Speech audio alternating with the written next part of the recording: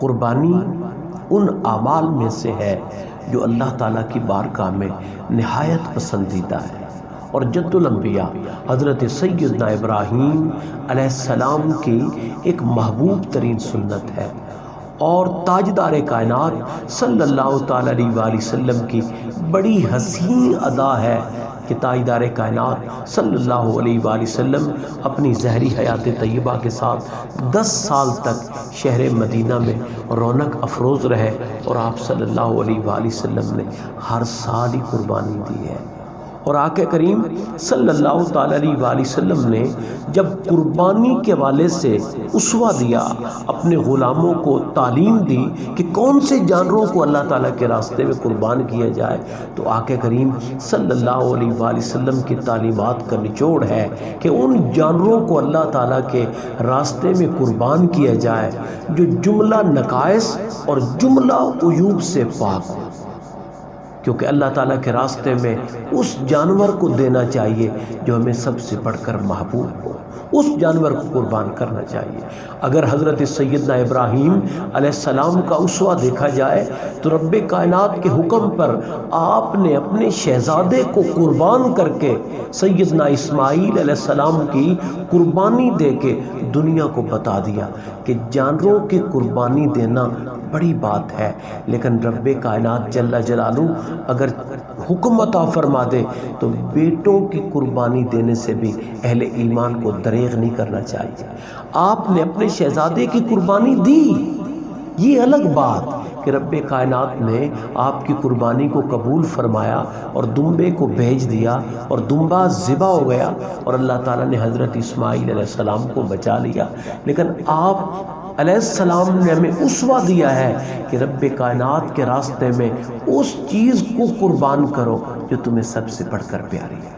جو تمہیں سب سے بڑھ کر محبوب ہو۔ لن تنالوا البر حتی تنفقوا مما تحبون، کہ تم نیکی کا اگر کمال پانا چاہتے ہو اس چیز کو اللہ کے راستے میں خرچ کرو جو تمہیں سب سے بڑھ کر محبوب ہو۔ آپ صلی اللہ علیہ وآلہ وسلم نے جانوروں کے حوالے سے یہ تعلیم دی کہ وہ جانور جن میں مندرجہ ذیل عیوب پائے جائیں، جو میں آپ کی خدمت میں عرض کرنا چاہتا ہوں، ان جانوروں کی قربانی نہیں دینی چاہیے۔ جب کوئی شخص قربانی خریدنا چاہتا، جانور کی قربانی کے حوالے سے جانوروں کو پرچیز کرنا چاہتا، تو آپ صلی اللہ علیہ وآلہ وسلم کا حکم ہوتا کہ نستشرف العین والاذن، کہ اس کی آنکھوں اور اس کے کانوں کو غور سے دیکھ لو کہ ایسا جانور ہو جو خوبصورت ہو،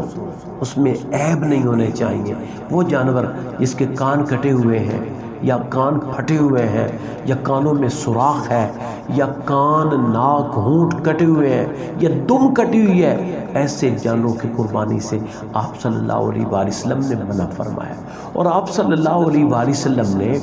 ان جانوروں کی قربانی سے بھی منع فرمایا ہے جن کے سینگ ٹوٹے ہوئے ہیں، یا آپ صلی اللہ علیہ وسلم نے فرمایا جن کے کان کٹے ہوئے ہیں، ان کی قربانی سے بھی تاجدار کائنات صلی اللہ علیہ وسلم نے منع فرمایا۔ اور حضرت براء ابن عازب رضی اللہ تعالی عنہ سے روایت ہے کہ آقا کریم صلی اللہ تعالی علیہ وآلہ وسلم نے 4 جانوروں کی قربانیوں کو، 4 قسم کے جانور کی قربانی سے آپ صلی اللہ علیہ وسلم نے منع فرمایا۔ آپ نے فرمایا الاورا بین امرها، ایسا کانا جانور جس کا بالکل کلیئر ہے کانا پن، اس بیچارے کی آنکھ نہیں ہے اور ایک آنکھ سے دیکھتا ہے، وہ کانا ہے، تو اس کانے جانور کی قربانی کو تاجدار کائنات صلی اللہ علیہ وسلم نے منع فرمایا۔ اور والمرید بین مردها، ایسا بیمار کہ جس کی مرض کلیئر ہے، وہ بیچارہ تو چلنے سے بھی معروم ہے، وہ جہاں بیٹھا ہے، تو ایسا بیمار جس کی مرض واضح ہو چکی ہے، کلیئر ہے، اس بیمار جانور کی قربانی سے بھی آپ صلی اللہ علیہ وسلم نے منع فرمایا کہ اس کی قربانی جائز نہیں ہے۔ فرمایا والالجار، وہ جانور جو لنگڑا ہے اور اس کا لنگ چلتے ہوئے بالکل واضح ہو جاتا ہے، ایسے جانور کی قربانی سے بھی آپ صلی اللہ علیہ وآلہ وسلم نے منع فرمایا کہ اس کی قربانی جائز نہیں ہے۔ اور آپ نے فرمایا الکثیر التی لا تلقا، اتنا کمزور اور یا بوڑھا جانور کہ جس کی ہڈیوں سے بالکل گودائی ختم ہو جائے، اس جانور کی قربانی کو بھی آپ صلی اللہ علیہ وآلہ وسلم نے منع فرمایا ہے، اور فرمایا اس کی قربانی بھی جائز نہیں۔ تو یہ 4 قسم کے جانور تو باقاعدہ اس حدیث پاک میں آپ صلی اللہ علیہ وسلم نے ان کے نام کو ذکر کر کے منشن کیا، ان کی قربانی نہیں کرنی چاہیے۔ اور بڑی حسین بات ہے، جب حضرت براء ابن عازب رضی اللہ تعالیٰ عنہ اس حدیث پاک کو بیان کرنے لگے تو ان سے حضرت عبید بن فیروز کہتے ہیں، میں نے پوچھا قربانی کے حوالے سے جو جانور ہیں ان کی قربانی جائز نہیں ہے، ان کے بارے میں آپ نے بتانا ہے، آپ بتائیں۔ تو آپ نے فرمایا کہ آقا کریم صلی اللہ علیہ وآلہ وسلم نے ہمیں یہ فرمان سنایا تھا، اور اس کے بعد آپ نے فرمایا، آپ نے اپنے مبارک ہاتھوں کی انگلیوں کو اٹھا کر گنا تھا، اور اس انداز سے 4 انگلیوں کو آقا کریم صلی اللہ علیہ وسلم نے گن کر ہمیں بات سمجھائی تھی۔ لیکن وَأَصَابِي أَكْثَرُ مِنْ أَصَابِعِهِ وَأَنَامِلِي أَكْثَرُ مِنْ أَنَامِلِهِ، میری انگلیاں کہاں اور محبوب خدا کے مبارک ہاتھ کہاں، میرے ہاتھوں کے پورے کہاں اور تاجدار کائنات کے مبارک انگلیوں کے پوروں کا عالم کہاں۔ اللہ کے محبوب کے ہاتھ تو وہ مبارک ہاتھ ہے جن کو رب کائنات فرماتا ہے، ان الذین یبایعونک انما یبایعون اللہ ید اللہ فوق ایدیہم وما رمیت اذ رمیت ولکن اللہ رمی۔ تو آپ نے فرمایا